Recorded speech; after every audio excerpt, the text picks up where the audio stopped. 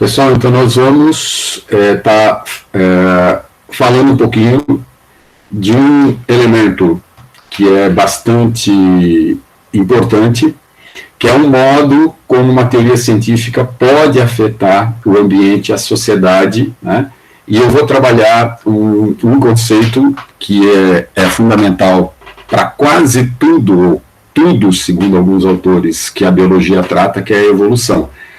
Como vocês já devem ter percebido, a maior parte do curso de biologia trabalha com disciplinas que vão ter um componente evolutivo no meio, né? Toda a classificação animal, né, a sistemática, é baseada hoje em filogenia, e a gente não consegue entender a biologia moderna sem o conceito de evolução. Só que o conceito de evolução, historicamente, ele tem aí algumas questões importantes que nós vamos estar discutindo muito rapidamente agora. O uso dessa teoria levou a justificar vários componentes importantes ideológicos com forte influência em políticas que levaram a tipos de procedimentos, principalmente de uma nação ou de um grupo social em relação ao outro, profundamente complicados, que justificaram coisas como a eugenia, a escravidão, o genocídio, né, e o nazifascismo.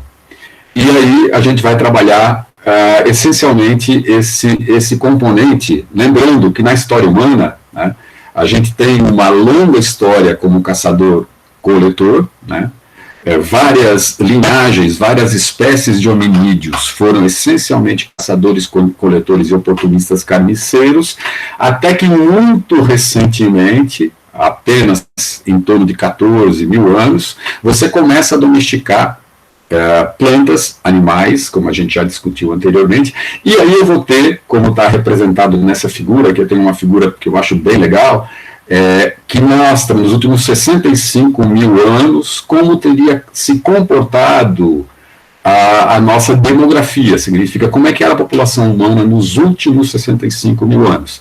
Essas áreas que estão representadas aqui, que são os pontos críticos climáticos, principalmente ligados a um processo que é chamado de glaciação, né, que ocorreu nos últimos 800 mil anos, cerca de 6 vezes. A glaciação, ela é um processo, então, obviamente, que onde o planeta fica mais frio, nas altas latitudes, e muito mais seco nas baixas altitudes. Portanto, você tem uma questão aí de uma modificação climática que levou muitas vezes a nossa espécie quase à extinção. E quando acaba esses elementos, que são os períodos interglaciais, eu vou ter então um crescimento populacional. Olha que interessante. Por coincidência, esse último grande elemento aqui de período crítico, ele vai levar a um processo que é chamado a Revolução Neolítica, onde eu começo a domesticar plantas e animais. Eu vou ter, então, um desenvolvimento aqui nessa curva ascendente da população, principalmente o aprimoramento da domesticação em várias partes do mundo de plantas e da fauna, até que eu vou também, de um certo modo, domesticar os minerais através da metalurgia. E aí eu vou ter a idade do bronze, a idade do ferro, e finalmente eu vou ter um momento em que a sociedade humana está preparada a fazer um processo de intercâmbio de migrações, né, que é chamado o período das grandes descobertas, né, na maioria não foram descobertas coisa nenhuma, porque já tinha gente lá vivendo, e aí vai ter um grande intercâmbio de fauna, né, você vai ter essa grande troca, que vai levar ao que foi discutido em muitos dos seminários. Por exemplo, no último das pandemias, as grandes pandemias vão ocorrer exatamente nesse momento das grandes trocas. E você vai ter, então, nesse processo, o que a gente chama, a maioria dos teóricos, aí, historiadores que discutem essa questão de grande choque de civilizações, né? E esse choque de civilizações vai causar um elemento que é significativo. Algumas civilizações vão se impor em relação às outras e vão tentar justificar, né, de várias formas esse modo de domínio, inclusive de uso dos recursos que existem lá, tanto de mão de obra quanto os recursos naturais. E esse processo ele vai ser muito significativo a partir da Revolução Industrial, onde você vai ter uma grande estrutura mercantil que vai gerar hoje o que a gente chama de capitalismo, que vai criar uma relação muito importante, né, de exploração. E aqui eu tenho uma foto típica, né, e esse livro é um livro fantástico, que vai falar como o imperialismo dessas potências, lembrando que a Europa, durante mais de 3.000 anos, ficou à sombra das grandes civilizações orientais, principalmente a chinesa, a indiana. Ela vai agora controlar uma parte dessas redes comerciais, principalmente cooptando a elite desses povos subjugados, e isso vai criar um impacto gigantesco sobre as populações que existiam no local, que eram muito populosas. Por exemplo, no caso da Índia, aí eu vou ter um dos maiores holocaustos que pouca gente cita, né, durante o governo do que era na época o vice-reino da Índia, né? Eu tinha um vice-rei, estava relacionado nessa história o mesmo político que tinha levado os frisos do Partenon para o Museu de Londres, o Eugene, onde se estima que pelo menos 30 milhões de indianos tenham morrido de fome. Por quê? Porque nessa política de manutenção de lucro, o excedente de alimento foi exportado enquanto a população literalmente foi deixada à míngua. No caso do Brasil, a gente tem uma relação histórica muito poderosa nesse aspecto, né? Você vai ter a chegada aqui do processo colonial, né, a partir do século XVI, onde você vai literalmente considerar que os indígenas que estavam aqui não eram civilizados exatamente porque não tinham a mesma relação religiosa, né? Inclusive, havia uma discussão muito forte das bulas papais, que naquele momento eram muito importantes para determinar as políticas dos principais estados que estavam fazendo essa exploração, que discutiam, inclusive, se os ameríndios, né, os nativos daqui, tinham alma ou não, né?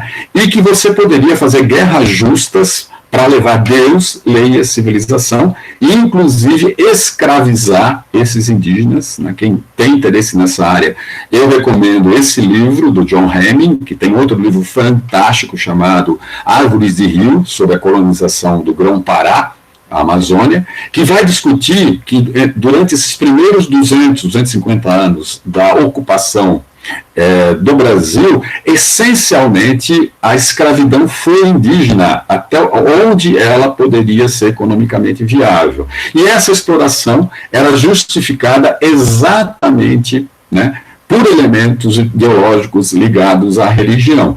De repente, no século XIX, há uma mudança. A religião perde um pouco dessa predominância e a biologia vai substituir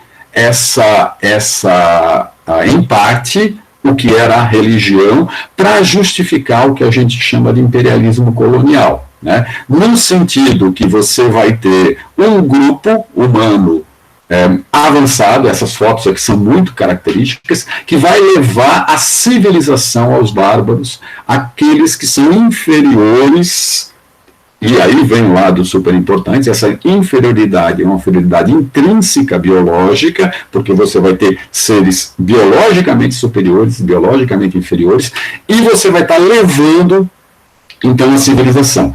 Isso vai ser generalizado no século XIX, em várias partes das Américas, né? Na América do Norte, com o genocídio Sioux, Apache Comanche, na América do Sul, principalmente na Patagônia, que é uma guerra, primeiro contra os charruas, na parte mais norte da Patagônia, onde ela se encontrava com o que hoje a província de Buenos Aires, a chamada Guerra do Deserto, que vai ser uma guerra essencialmente de genocídio. Né? Vai ser uma guerra onde você vai substituir as populações nativas por populações de raças mais avançadas. No caso do Velho Oeste, né, que é relativamente um termo que foi popularizado pelo cinema, um dos maiores instrumentos ideológicos que existe, a ideia foi substituir esses indígenas por colonos europeus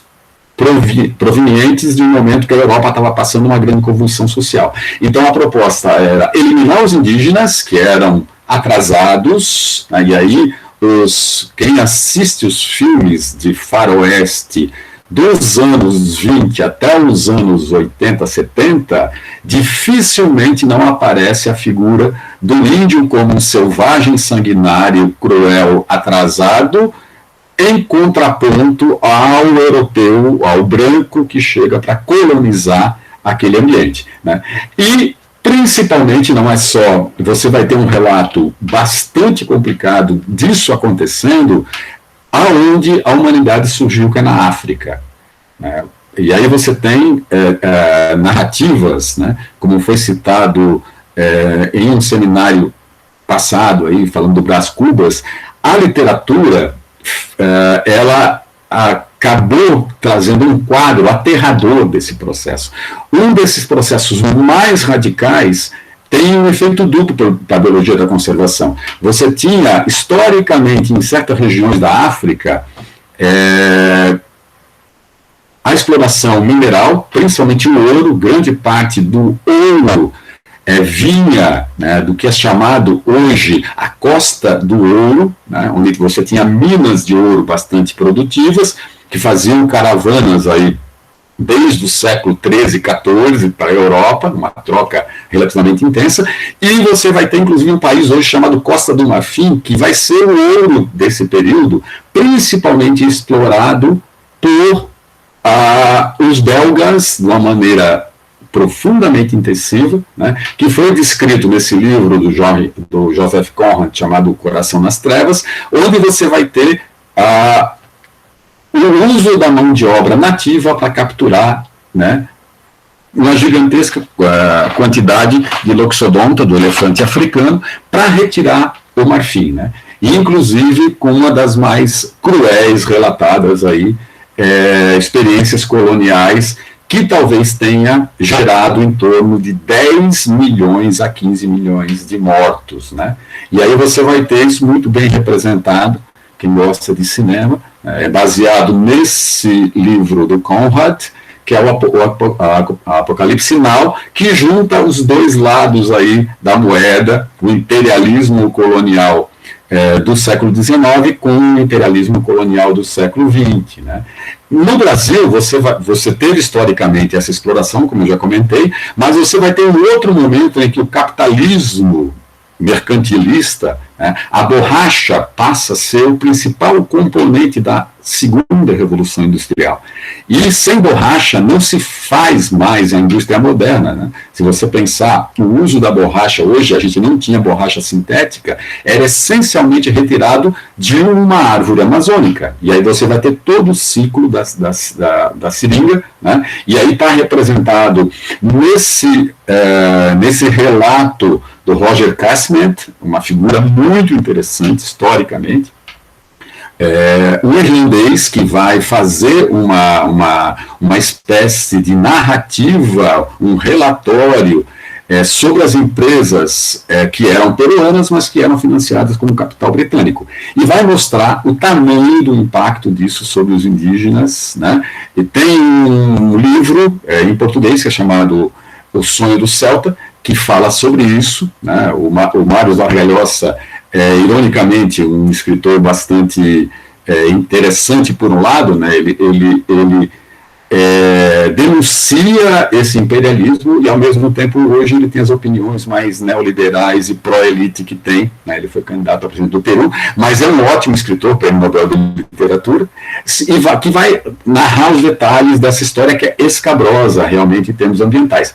O que justificava, no fundo, isso tudo é uma corrente científica, por incrível que pareça, que começa quando o Darwin elabora uma versão da teoria da evolução, que é muito anterior ao Darwin, que vai ser utilizada, e por isso é chamado darwinismo social, como um componente para justificar toda aquela história que eu comentei. Você vai substituir a questão da religião como componente fundamental para justificar essa dominação de um povo pelo outro, né? E o darwinismo social explicaria, então, como a nossa sociedade estaria estruturada, né?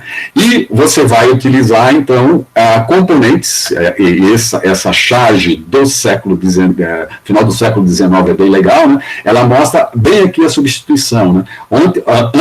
Antes você tinha uma relação onde a estrutura era baseada, o rei significava a presença de Deus, ele representava o divino, e, portanto, você tinha justificativa em relação ao modo como a sociedade deveria se organizar em função disso, que depois vai ser substituída por essa relação que é baseada numa ideologia biológica, né? uma ideologia racial, que vai começar exatamente nessa questão do Darwin, né?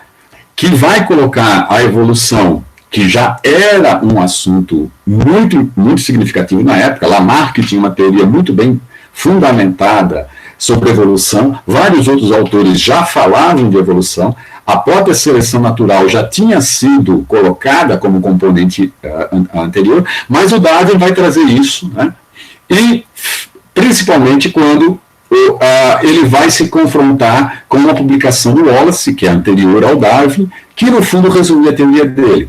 Não parece ser coincidência, na minha opinião e de muita gente, que a gente fala de darwinismo hoje, não de valacismo, né? Primeiro que eu acho que a palavra é um pouquinho mais complicada, né? Valacismo parece soar menos musicalmente que darwinismo, mas não é coincidência que o Wallace era um dos primeiros naturalistas proletários, né? No fundo ele era um agrimensor, vindo de uma família pobre, relativamente pobre e remediada, enquanto o Darwin pertencia à elite do Império Britânico, né? Os avós do Darwin eram um dos caras mais ricos da Inglaterra, que naquela época era a nação mais poderosa do mundo, né?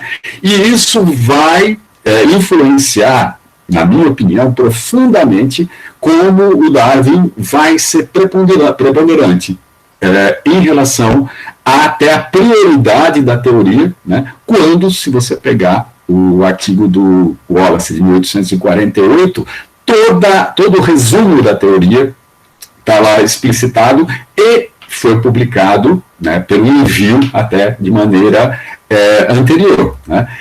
Mas o Darwin tinha uma coisa interessante, ele tinha feito uma viagem, né, como passageiro pago, ele não era um naturalista a bordo, ele pagou a passagem dele, o naturalista a bordo era um cirurgião, e nessa viagem ao redor do mundo, ele vai publicar um livro, que é o famoso Journal, os diários, onde todo mundo lembra direto, né, a primeira coisa que se lembra é da passagem, que é muito interessante nesse livro, nas Galápagos, né? Mas a viagem do Darwin é muito além dessa descrição muito bem feita sobre as ilhas, né? Ele não discute nesse momento os tais dos passarinhos, lá os tentilhões, né? No fundo, eles todos foram colocados no mesmo saco, e foi um cara chamado Gould, 10 anos depois, que vai fazer essa separação famosa, né? Mas o Darwin vai fazer nessa viagem uma percepção que ele tinha a partir dos animais domesticados, e isso vai ter uma importância muito grande no conceito de raça da eugenia depois, né, que vai construir um elemento muito importante que vai separar no início Darwin de Wallace. Por coincidência, e essas coisas são muito interessantes em ciência, haviam chegado em Londres os primeiros grandes antropóides, os primeiros grandes os chimpanzés, gorilas e orangotangos depois. Isso permitiu, pela primeira vez, que os europeus em loco começassem a estudar esses antropóides e começaram a perceber que não havia essa diferença gigante entre nós humanos e esses antropóides. Isso vai criar, em um grupo de cientistas, uma ciência muito importante, que é exatamente a de comparar o papel desses antropóides dentro dessa teoria que acabava de ser lançada para o mundo científico. Né? E um dos caras importantes que vai comparar esses grandes primatas e vai chegar aí a sinalizar a nossa proximidade com eles é um cara chamado Huxley, né, um dos primeiros grandes defensores públicos da teoria de Darwin. E o Darwin, de maneira muito precisa, escreve um livro muito importante, né, na minha opinião, até um livro mais interessante que o Origem, porque ele vai definir seleção sexual, como a gente já comentou em metade do livro, e depois vai trabalhar com a ascendência do homem, vai colocar o homem dentro da evolução, e isso vai criar uma nova perspectiva dentro da ciência ocidental. E, novamente, a viagem do Beagle. Né? O Darwin, no fundo, viaja por conta de uma desilusão amorosa, uma história muito interessante. Ele viaja pago, né? Ele tinha grana, quem financiou ele foi o pai dele nessa viagem. Ele passa 5 anos nessa viagem, todo mundo acaba sempre ressaltando a passagem por Galápagos, né? Por essa questão da originalidade de algumas espécies, principalmente as tartarugas gigantes, né? Mas ele vai ter, como vocês percebem aqui, o que o Beagle foi fazer era essencialmente um trabalho estratégico, né, de construir mapas mais precisos. A viagem do Beagle provavelmente foi diretamente responsável que os britânicos tenham hoje aqui as Ilhas Malvinas como parte, olha só como é o imperialismo, né? As Malvinas estão aqui, a Inglaterra está aqui, e nos anos 80 teve uma guerra por conta dessas ilhas, né? Se você for em alguns lugares da Argentina e falar Falklands, você é capaz de apanhar, né? Eles consideram como Ilhas Malvinas, mas o Beagle, ele ficou muito tempo, ele tinha alguns dos instrumentos de precisão mais importantes científicos do mundo na época, que eram cronômetros altamente precisos para calcular a latitude. A longitude, perdão. A gente sabia muito bem a latitude, mas a longitude é fundamental para a construção de mapas, e quem tem mapas tem poder sobre todas as rotas oceânicas, e a Inglaterra, na época, não queria perder essa hegemonia. Nessas viagens que é feito aqui, o Darwin, que não era da Marinha Inglesa e não era o cientista a bordo para isso, saía para passear. Né? Foi aqui que ele descobriu fósseis fantásticos, os pampatérios, e foi no fundo nessas viagens que ele percebeu o elemento super importante geológico da teoria da evolução, que é o tempo. Ele subiu algumas montanhas nos Andes e a altitudes de acima de 4, 5 mil metros encontrou material de conchas marinhas fósseis. Isso foi fundamental para ele formatar essa ideia da evolução gradual, né? E teve um elemento indireto muito importante. Quando o Fitzroy, que era o capitão do navio, passou por aqui, ele contactou com populações locais. Inclusive, um desses indígenas da Terra do Fogo, chamado Fueguinos, chamado James Button, Button vem de botão, porque deram um botão de madrepérola para ele, foi um modo de aproximação, acabou indo para a Inglaterra, e o Darwin teve muito contato com essas populações humanas de Fueguinos, que eram considerados, na visão da época, proto-humanos, né?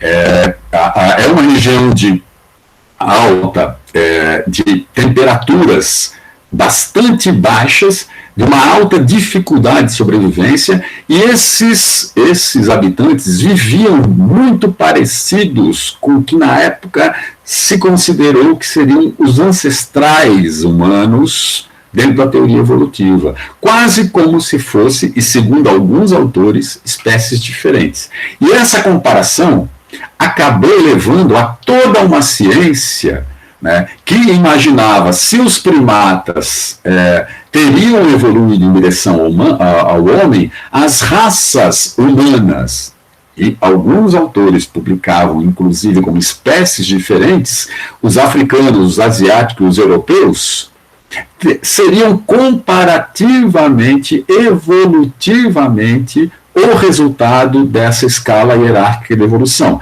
E, obviamente, se são os europeus que estão estudando isso, quem estaria no ápice dessa história? Os europeus.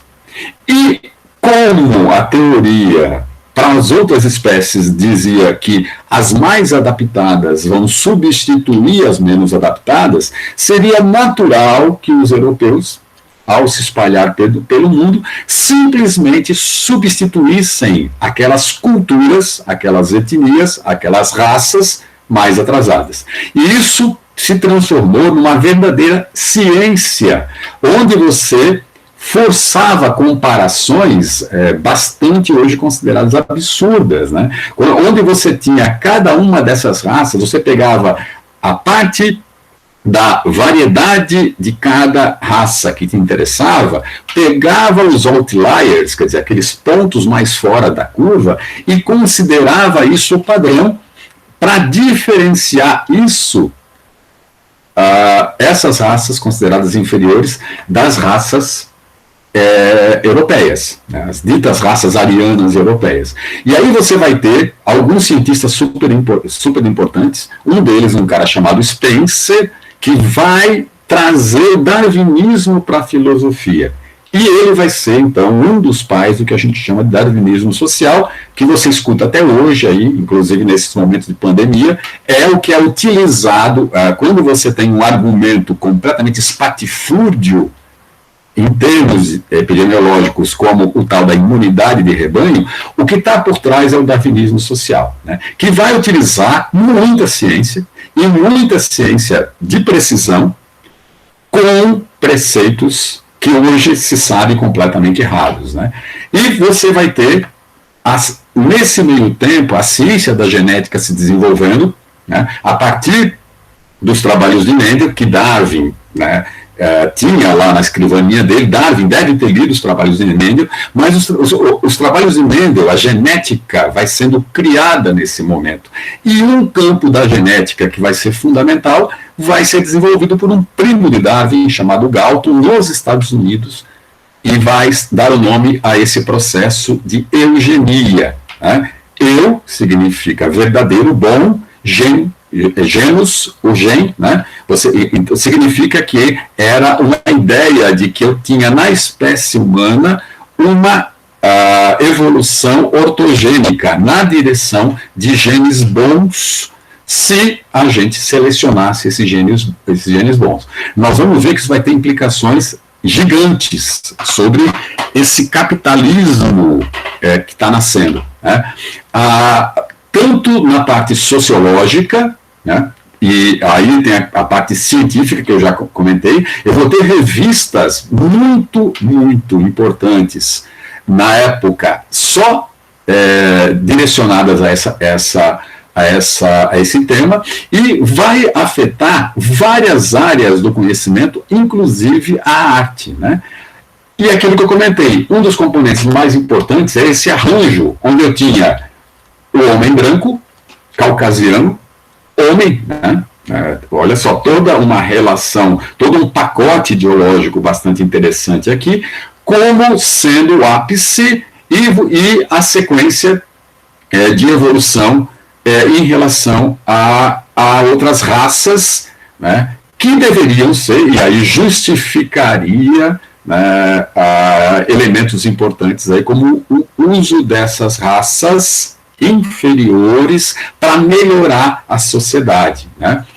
E você vai ter, inclusive, teorias muito interessantes, de um dos mais importantes aí, paleontólogos das Américas, né, no século XIX e começo do século XX, o Florentino Amangino, que você, inclusive, discutia que a evolução humana nas Américas teria vindo, por exemplo, de um grupo de primatas neotropicais, né, e aí você fazia todo o encaixe dessa questão, né, e justificava coisas que hoje são consideradas completamente absurdas, né? Uma teoria que influenciou muito e ainda influencia, por incrível que pareça, alguns componentes do judiciário, era a ideia que se eu olhasse para o crânio, as medidas do crânio, e se eu olhasse inclusive a feição das pessoas, você teria o delinquente nato, né? Que foi utilizado de maneira altamente significativa em várias partes do mundo, na Europa, nos Estados Unidos, no Brasil, inclusive, né, quando o dono do Lampião foi capturado, todas as cabeças eram cortadas para medir frenologicamente, né? O cangaceiro tinha que ser exatamente esse delinquente nato, né? Que é a visão lombrosiana, né, do homem delinquente, que, por incrível que pareça, né, nesse novo terraplanismo que a gente vive, voltou com toda a força, né, nos últimos anos. E isso é desmontado em vários livros. Eu recomendo esse livro aqui, que é um livro do Gould, que é um dos mais legais, na minha opinião, escritores de divulgação científica. Eu recomendo todos os livros dele. São livros muito interessantes, que vai exatamente mostrar como é que os caras fizeram isso. Ele analisa esses relatórios e mostra que os caras literalmente fraudavam os dados, né, para justificar parte da teoria, e faziam uma coisa que é muito legal. Não fraudar de maneira consciente, eles simplesmente enviesavam a pesquisa, né, que indicava exatamente nesse momento a justificativa dessas nações civilizadas de invadir outros países e retirar os recursos e modificar as sociedades e, como eu já comentei, né, com o apoio de alguma elite local, substituir aquela população que estava lá por uma população que teria que ter os elementos aí relacionados diretamente a essa nova estrutura biológica e social. E aí vem o lado mais perigoso de todo, né? Que é o conceito que hoje parece uma coisa incrível, nem tanto assim, né? Porque uma parte da nossa sociedade brasileira acredita nisso, né? Isso está claro nesses últimos anos, o que está acontecendo em relação ideologicamente a esse aspecto, que era a questão do jardim humano, que eu poderia, dentro da espécie humana. Lembra da história que eu falei da importância de Darwin desde o começo com a questão da seleção artificial sobre espécies domesticadas? Se as espécies domesticadas foram melhoradas pelo homem e foi essa domesticação através de seleção artificial direcionada que levou às civilizações atuais, por que não fazer isso com as populações humanas? E aí eu vou ter um componente super complexo, que é a criação de eugenias como política de Estado. Tanto eugenia positiva quanto negativa, né? Esses termos aí são bastante difíceis de serem colocados quando você pensa as milhões de pessoas que foram diretamente impactadas por eles. E principalmente quando esse positivo não significa uma coisa legal, vocês vão ver daqui a pouco. O que significa esse processo? É um processo, então, de aplicar, né, isso aconteceu tanto no regime soviético, né, em relação da criação do novo homem socialista ideal, né, que foi feito por um cientista chamado Lysenko, que achava que isso poderia ser implementado como política de Estado, mas principalmente por políticas do que a gente chama até de democracias do Ocidente, né? E você vai ter, então, o uso das teorias científicas para trabalhar a questão humana, com um conceito que é um conceito aí super importante, criado por esse Plotz, que vai ter um efeito gigante sobre alguns dos maiores genocídios já feitos na história humana registrados, que é a ideia de higiene racial, de limpeza étnica. A ideia é que eu posso pegar populações e melhorar essas populações, e era uma maluquice isso, tinha institutos para isso, você media crianças, né, e esterilizava aqueles que não eram considerados desejáveis. E isso virou política de Estado. Vamos dar um exemplo de eugenia positiva, é exatamente você ter uma reprodução direcionada. Significa você ter elementos da população que eram literalmente indicados para a reprodução, como a gente faz hoje com as matrizes de animais domesticados. Isso parece uma coisa absurdamente louca, mas isso aconteceu em escala em países, por exemplo, escandinavos, né, que hoje são considerados um símbolo de democracia, etc. E você vai ter, que já é, o nome já diz tudo, uma eugenia negativa, que literalmente você fazia como os gregos e romanos faziam, né? Bebês defeituosos em Esparta eram mortos, os romanos jogavam os bebês da pedra Tarpeia, defeituosos, considerados defeituosos, e você faz um processo que foi padrão em muitos lugares, inclusive o presidente do Peru, ditador do Peru, chamado Alberto Fujimori, está na cadeia porque fez esterilização em massa nos anos 90, sob parte da população indígena, que era considerado inferior e, portanto, que não deveria reproduzir. E essas eugenias todas vão ser muito significativas nos Estados Unidos. As políticas de eugenia positiva e negativa existiam como políticas de Estado, por incrível que pareça, até os anos 60, mesmo depois da Segunda Guerra Mundial. A gente tem essa percepção desses processos acontecendo principalmente no nazismo na Alemanha, onde ele foi cientificamente planejado, mas ele também foi cientificamente planejado em outros países. Lembrando que a eugenia nasceu nos Estados Unidos da América, por incrível que pareça, né? E você vai ter esse efeito direto sobre os povos originários, sobre os imigrantes, né? E vai levar o símbolo máximo, né? Eu tive vários outros elementos na história do imperialismo, só que o nazismo levou isso a requintes de elementos tanto de crueldade quanto de escala, e uma coisa maluca, né? Como era um projeto científico, tudo era registrado, as experiências eram registradas, eram consideradas experiências científicas, tinha um instituto para isso, né?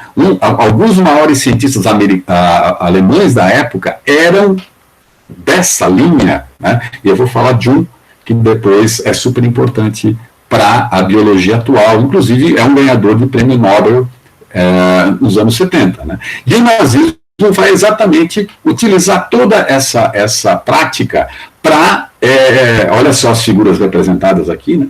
Nós estamos usando no Brasil hoje, isso é uma loucura de arrepiar, né? Nos últimos 2 anos e meio, a gente está usando vários dos slogans nazistas, né, que exatamente colocam essa ideia que o homem ocidental, de uma determinada característica étnica, né, ironicamente chamada ariana, né, e os arianos é interessante, eles teriam origem no Irã atual, né, no Irã, na fronteira com a Índia atual, né, exatamente o que é considerado hoje por parte dessas pessoas como raças inferiores. Mas, tirando essa questão aí, que é uma questão que a gente foi entrar para falar um montão, mas essa ideia é que você vai ter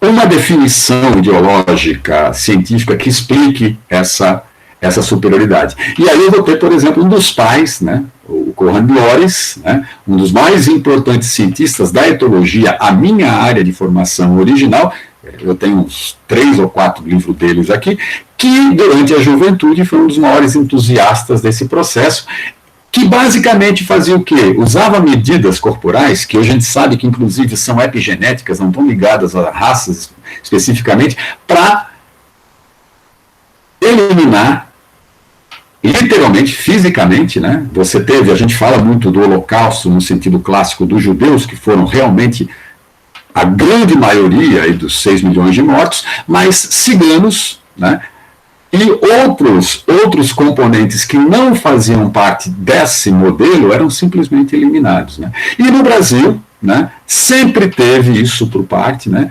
Em Sorocaba, você tinha um grupo de eugenia muito forte, alguns dos médicos mais importantes, os primeiros darwinistas que teve no Brasil, vamos falar desse jeito, né, que se conectavam à parte de evolução, e o homem tinha um pé aí nessa história da questão da higiene racial. Né? E hoje a gente vive um elemento super importante, que é a volta de uma maneira muito intensa dessas questões ligadas ao componente ideológico, biológico presente. Né? E aí não tem como não falar, né, do que foi comentado no último seminário, que não teve como não resistir a fazer essa comparação, o quanto de darwinismo social existe nessa estrutura. Né? Pessoal, tem muito material, né? Eu vou passar para vocês, e eu recomendo muito, é um documentário muito pesado, que vai falar um pouco disso tudo que eu relatei aqui, principalmente em países que a gente não pensa que isso aconteceu, como eu falei, os países da Escandinávia, nos Estados Unidos, que esse documentário chamado Homo Sapiens 900, do Peter Cohen, né, é um verdadeiro soco no estômago, na minha opinião, e mostra como foi utilizado essa história inteira. Esse filme já tem infelizmente em português, colocado no titular Perdido, que não tem nada a ver com o que está no fundo discutindo o filme de uma maneira super profunda. É uma coisa que hoje envergonha profundamente os europeus, que eram os zoológicos humanos. Eu comentei que em meados do século XIX chegaram os primeiros antropóides, lá, né, os primeiros símios africanos, né, principalmente chimpanzés, primeiros gorilas e orangotangos. Mas na Europa, e principalmente na Inglaterra, eu tinha zoológicos humanos, onde eu trazia aborígenes australianos, pigmeus, né, indígenas, inclusive, né, eu fazia taxidermia. Né, e esse filme mostra é uma história muito legal dos primeiros pigmeus que foram levados para esse zoológico. Né. Os caras eram expostos no zoológico, como se fossem realmente espécies diferentes. Né? E aí, inclusive, faz uma reflexão super importante de como essa percepção do outro, a partir dessa nova biologia que estava surgindo, pode ser muito complicada. Né? Para contrapor, tem livros muito legais fazendo a crítica desse desenvolvimento do pensamento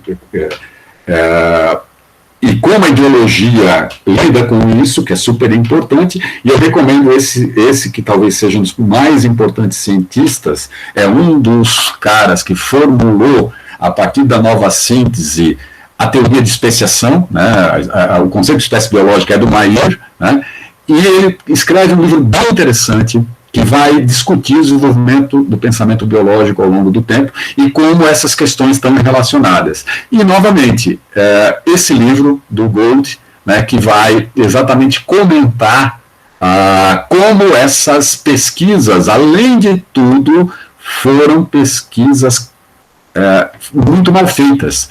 Né? Elas eram pesquisas que você coloca a tua hipótese acima do teu método. Significa que você monta o teu método para justificar a tua hipótese, não para refutar como a ciência deve fazer. Né? E com efeitos muito complicados. Né?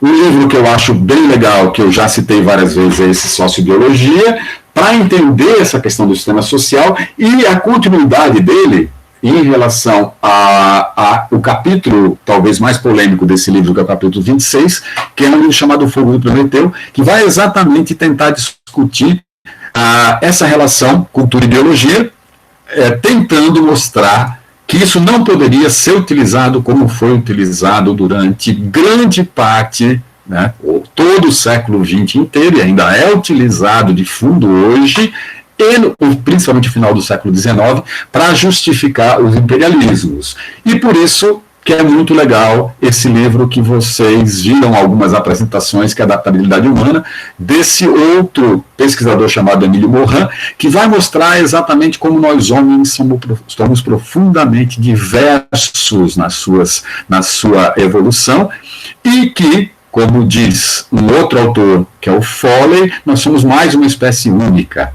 E, no fundo, uma única espécie muito recente, inclusive, que não tem raças biológicas verdadeiras, né?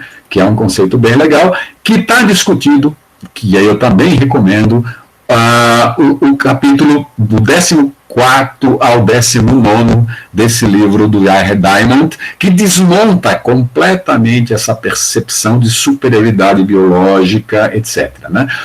E, inclusive, mostrando que espécies que não eram as nossas, também eram tão interessantes, provavelmente culturalmente, né, e tinham toda uma história em relação ao ambiente de mais de 400 mil anos, que não significa que se eu sou biologicamente diferente, eu vou ser intrinsecamente inferior, né? Essa relação de superioridade e inferioridade é uma questão bem complexa. Então, tem muitos livros hoje que contrapõem essa visão. Mas essa visão é como uma visão comparável a esse momento de terraplanismo que a gente viu, né? Você tem alguns componentes utilizados de maneira muito efetiva pela propaganda que acabam dando um ar científico ao processo, que justificam uma ideologia, inclusive invertendo o que a gente conhece hoje de ciência sobre isso. Pessoal, então, eu sei que poderia ficar bastante tempo falando sobre isso.